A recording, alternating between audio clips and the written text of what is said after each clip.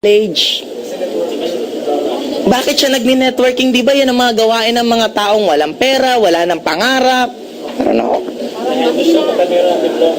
Bottom line po ma'am, nasa sa inyo po kung ano yung pinaka-goal nyo. Ang goal nyo lang meron maidikit na diploma sa sa bahay ninyo. Meron naman pong recto, mas madali. Paggawa ka, idikit mo na lang doon. But end of the day, the important thing is, pag nagkaroon na po ako ng anak, anong tawag niyan? I'm willing na kung anong gusto niya, kung anong trip niya, hindi ako magdadaan sa basic na flow ng isang normal na tao na sinasabing normal na paradigm. Kung siya pansin niyo yung bata, may mga bagay na magagaling siya. Sobrang galing niya. Nung pinakialaman na wala yung talent niya. Sabi ko nga, pinaka-perfect explanation ko na lang, bakit ang bata iwanan mo ng cellphone? 10 years old, hindi marunong, wag mong turuan, iwanan mo, marunong na mag-text, nakaka-call,